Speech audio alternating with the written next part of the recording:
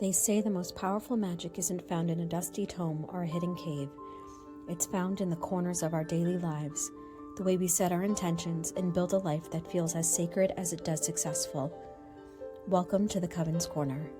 We're here to bring you grounded, accessible magic every witchy Wednesday, and there's a seat at our table for you. So grab a cup of tea, and let's look at the world a little differently. Our circle is open. Let's begin.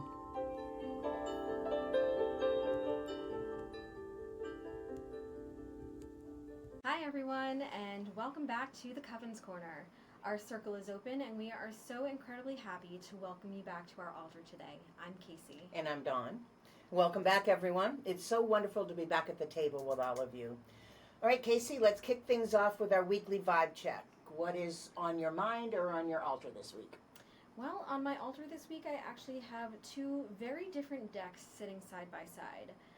My trusted, beautifully artistry colored Oceanic Tarot deck that I love so much that we've previewed on a previous episode, and a very vivid abstract oracle deck that focuses on elemental energy. Oh, very nice. I like that. And on my mind has been this intense craving for absolute clarity. Navigating the busy summer schedule shifts on campus while trying to stay fully present for my son has felt like trying to read a map in a windstorm. When life gets that loud, I find myself instantly turning to my cards, not to predict the future, but to get a gut check on my present reality. What about you, Dawn? So I am totally in the same headspace. So on my mind has been the concept of decision fatigue. Mm-hmm. In career services, I spend my days helping students and clients untangle massive, life-altering choices. By the time I get home, my own decision-making is pretty much,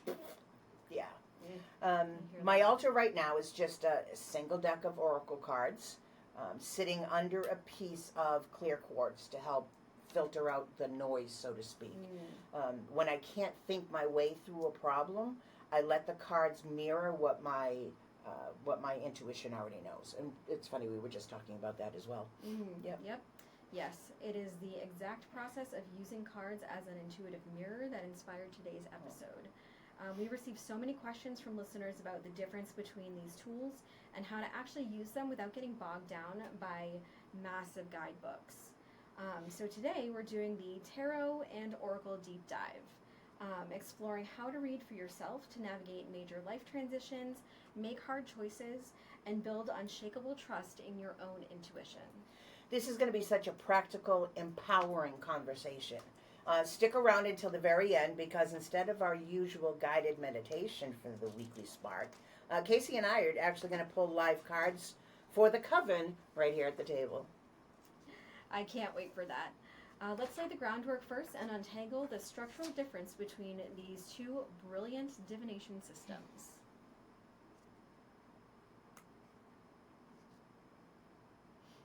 All right, so let's start with the basics, because people often use the term tarot and oracle interchangeably, but energetically and structurally they operate very differently. I like to think of tarot as kind of like a blueprint, and oracle as more of like a breeze. Okay, yeah, that makes sense. Tarot is highly structured, traditional system. Every standard tarot deck has 78 cards. You have 22 major arcana cards, which represent big archetypical life lessons, like the Fool's Leap or the Tower's sudden shifts. And then the 56 minor arcana cards that deal with daily, mundane, human experiences like stress or celebration or conflict. It has a rigid architecture that has stood since the rest of the century. Yeah. Right. It is a complete map of the human psychological experience. There's a card for everything, even the uncomfortable stuff. But oracle cards throw the rule book completely out the window. An oracle card can have 30 cards or 90 cards. It doesn't follow a set sequence or a specific history. It's entirely dependent on the creator's unique vision. focusing on anything from animal guides and astrology to herbs or simple affirmations. Right. So tarot gives you the gritty, specific details of a situation, while oracle usually gives you the overarching, energetic landscape or the emotional theme of the day. Tarot asks, what is happening and how do we handle it? And oracle asks, how can we hold space for ourselves while all of this unfolds? Very well said. And because they are so different, they actually train your intuition in two distinct ways. So tarot forces you to look at a complete puzzle and find the narrative structure, while oracle requires you to completely surrender to the feeling, the color psychology, and the immediate intuitive download of a single image. Right. And we've had this conversation in past episodes that I've been tarot for a long time.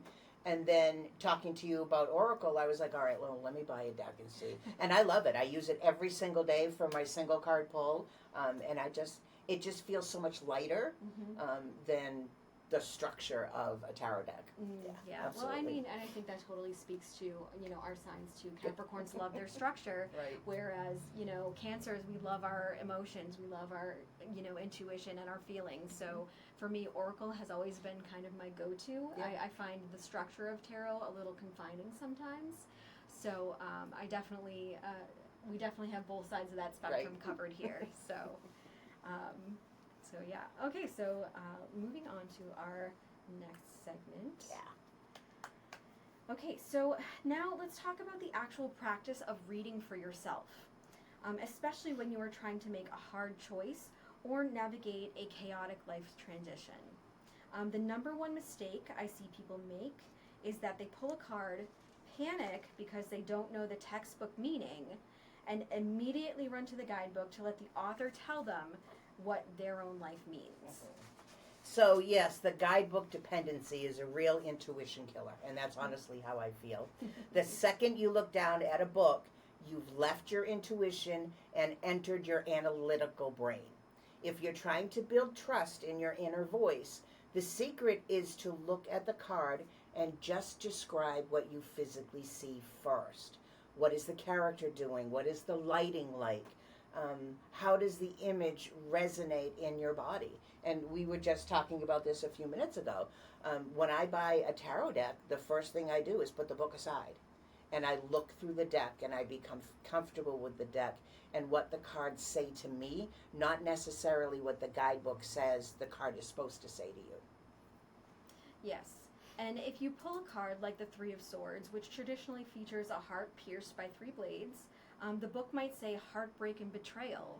But if you take a closer look at that image during a heavy week at work, your intuition might whisper, no, that's a sign your mind is overcomplicating a simple emotional truth. It's time to pull those mental swords out and just feel your feelings. Your personal relationship with the card is that exact moment, in that exact moment, overrides any centuries-old definition. Absolutely, 100%. So that is the golden rule of sovereign reading. The card works for you, you don't work for the card. And when it comes to making hard choices, the layout matters. Instead of asking open-ended, anxiety-fueled questions like, what should I do? I try using simple, empowering 3-card spreads. For example, option A, option B, and whatever the hidden factor might be in the situation that's going on. Absolutely. Or one of my absolute favorites for a career crossroads or a parenting slump, what am I holding on to? What do I need to let go of? And the immediate next step. Yep, I like that draw too. It breaks the decision down into digestible, actionable pieces that your nervous system can actually process. Yep, I like that. And, with the guidebook, you can always go back after you have done your initial intuitive look and see what the author might have interpreted the meaning to be. But you want to go with what your gut is telling you first. So definitely use the guidebook if you need to as a secondary resource rather than the very first immediate what this card means. Good advice. Yep. Okay, number 3. Number 3. All right, so this brings us straight to today's hot take, and let's put it right out there on the kitchen table. In using cards for daily guidance, is using cards for daily guidance actually just a form of codependency?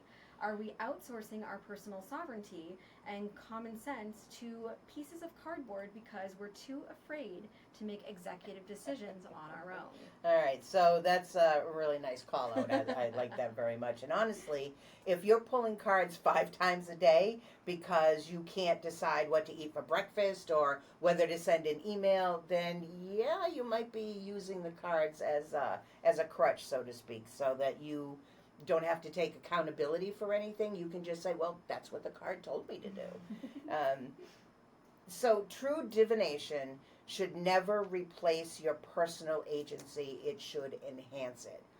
So in saying that, you need to use your own intuition, your own common sense to help you make your decisions. Don't rely on a piece of cardboard to do that for you. So just be mindful of what you're using your cards for. Absolutely. I took the words right out of my mouth. From my perspective, if you are asking the cards the same question over and over again, hoping to get a different answer, that isn't intuition, that's anxiety. That's a definition of crazy. As I said, that is a definition of insanity. Doing the same thing over and over again and expecting different results. Mm-hmm. The cards are not a magic 8-ball that dictates your destiny. They are a mirror of your current energetic trajectory. So you really need to trust your gut and trust your intuition. And, what is the card making you feel? As a Cancer, I'm going to bring this up time and time again, I go with my emotions on just about everything. The common thing is to let your head overrule your heart, but your heart speaks volumes. Your heart knows what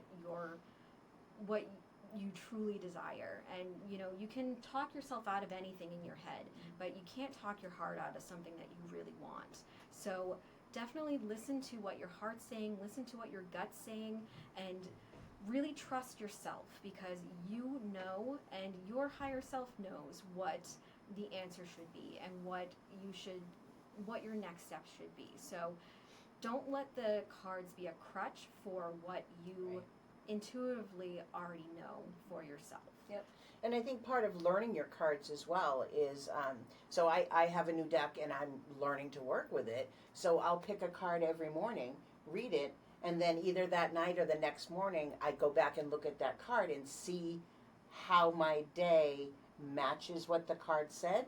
And that's helping me not only to learn the cards, but to learn my intuition as well, which is a great tool. What a great way to do that. I think so.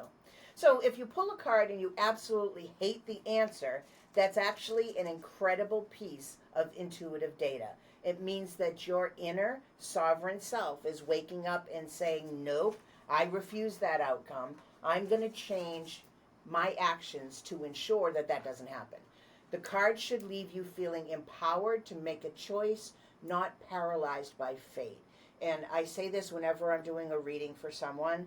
You always have the power to change what the cards tell you. Mm-hmm. What the cards will do is give you some glimpses of what's going to happen or could happen if you stay on the same exact path that you're on right now. You always have the means, the opportunity to change that path by changing your actions. Mm-hmm. So when you go and have your cards read and it says something that you might make you anxious or nervous, or that is not set in stone. That is not, transcribed somewhere that's going to be your fate or your direction. Mm-hmm. You can always change that. And I think that's, some people will come and they'll get card readings just for that reason. What's going to happen if I don't change what I'm doing? And then they look at the cards and say, oh, okay, that's not the outcome that I wanted. Let me try something different. And I think that's a great way to go into having your cards read. Not tell me my future. Mm-hmm. When am I going to die? These crazy things like that. So that's my take on it. That is a great take. honestly, you need to know the future is not written for you. You write your own future. So if there is a card pull that you don't agree with, you have the power to change that.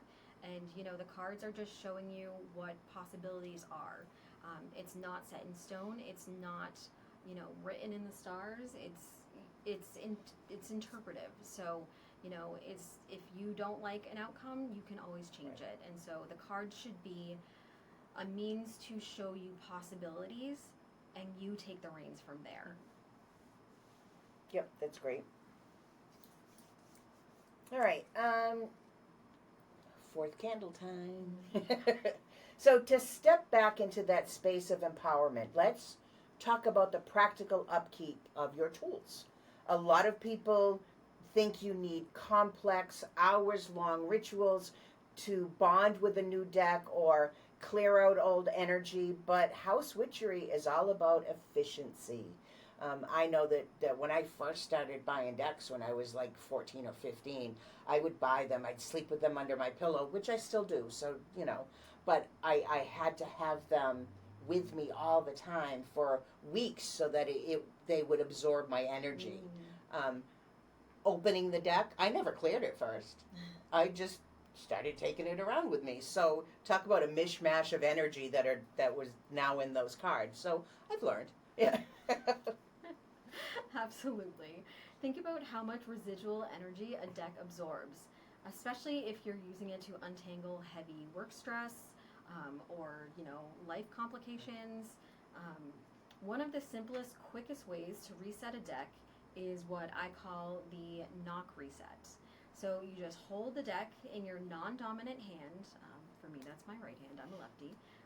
And firmly knock on the top of the cards with your dominant fist 3 times. Visualize any stagnant energy shattering and scattering away. Yep, that's a great tool, and $0 because we're all about the $0. Excellent. So I like the simplicity of that. Another quick trick is to use scent anchors.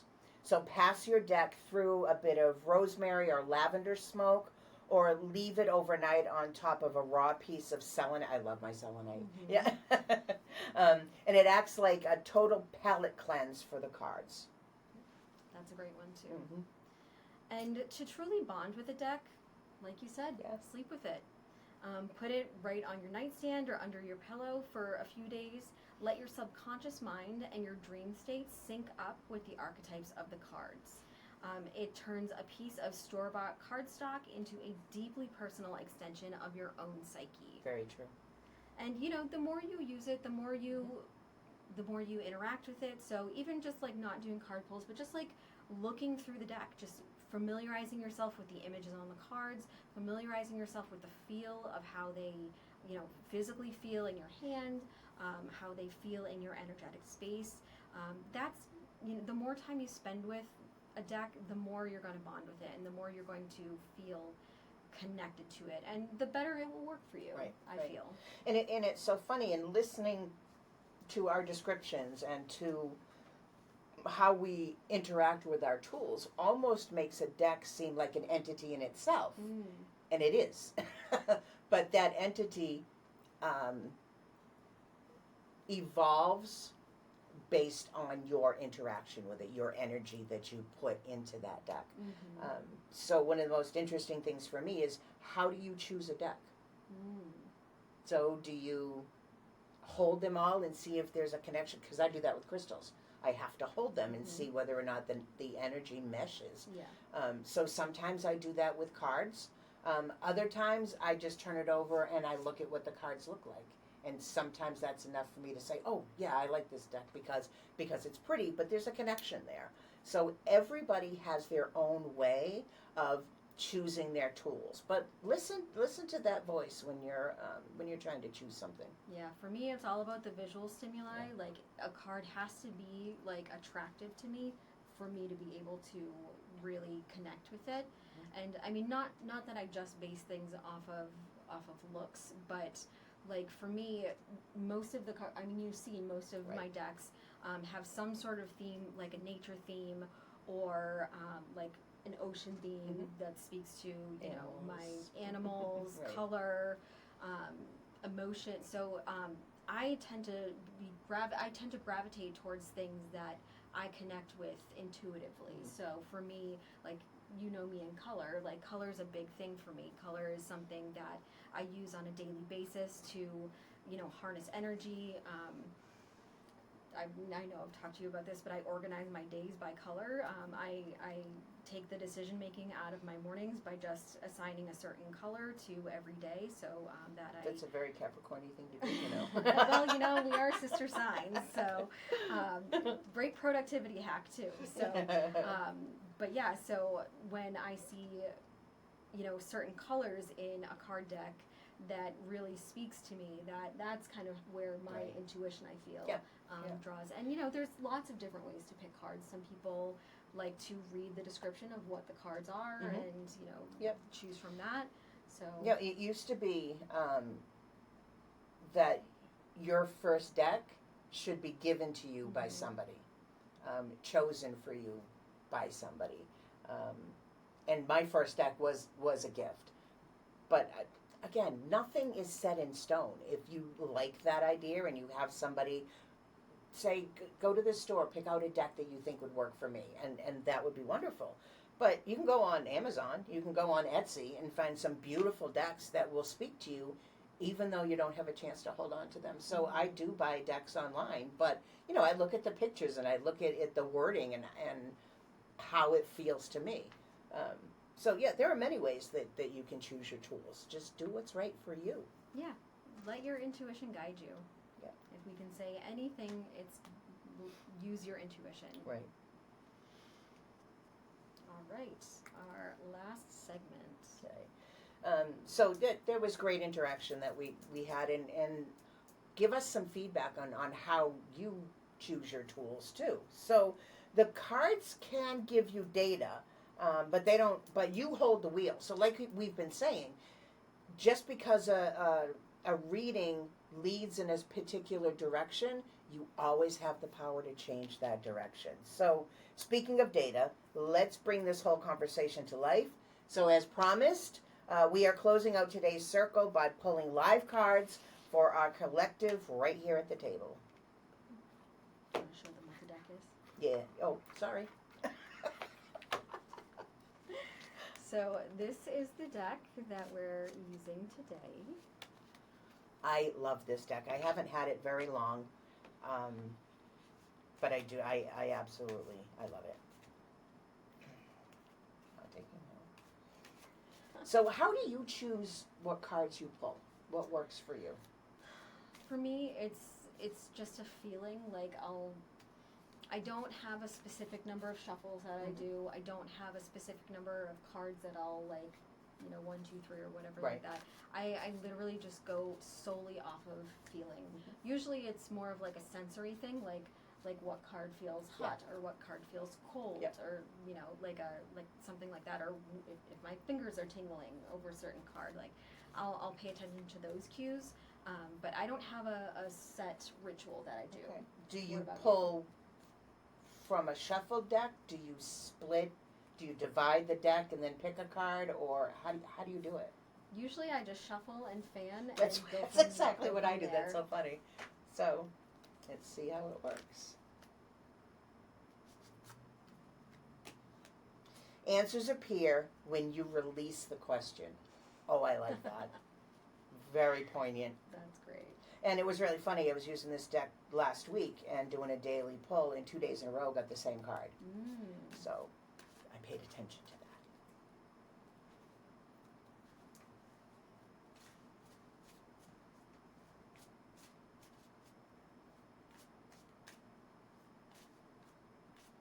Oh, for the next one, I will show the card. Sorry.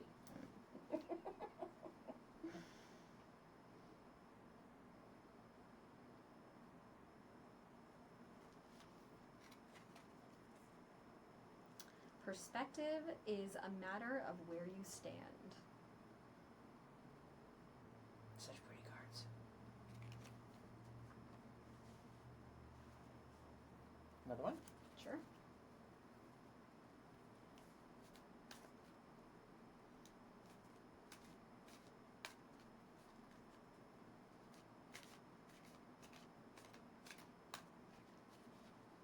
Sometimes I will if I'm shuffling and a card jumps out at me. Then I yes. take that one. Yep, I will do that too. If a card falls out of a deck being shuffled, then I will. Yep. I will take that as a sign from my peeps that that's something that I need to know. My ethereal peeps, I like it. Everything is unfolding as it should be. I like that.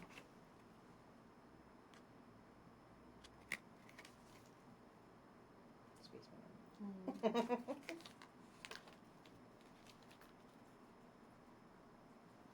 right, last one.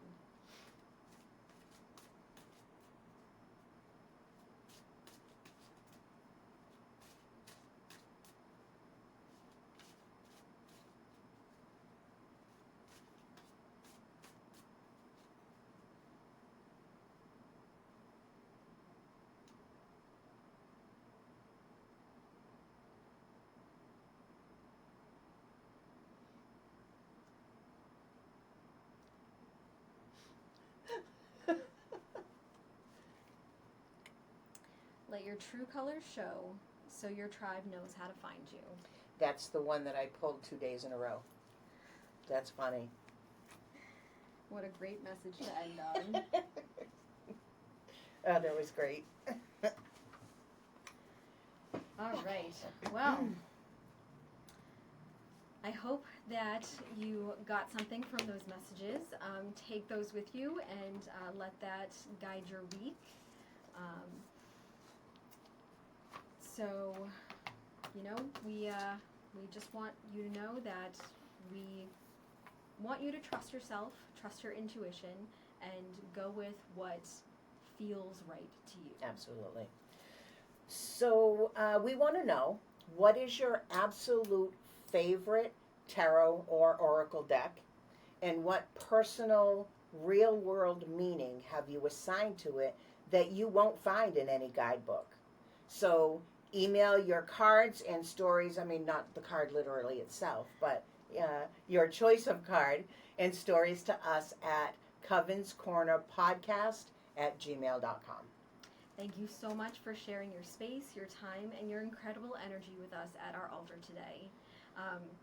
Step into your, intuitive power and trust the steps that you're taking, and remember that the magic is already inside of you. Don't forget to follow our weekly updates on Instagram and TikTok at Coven's Corner Podcast.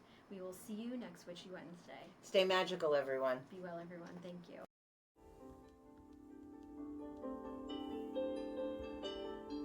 As we close the circle for today, remember that the magic doesn't end with this episode.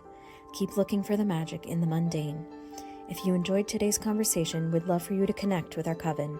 You can find us on Instagram and TikTok at Coven's Corner Podcast and at www.thecovenscorner.com. And don't forget to subscribe so you never miss a Witchy Wednesday. We'll see you next time.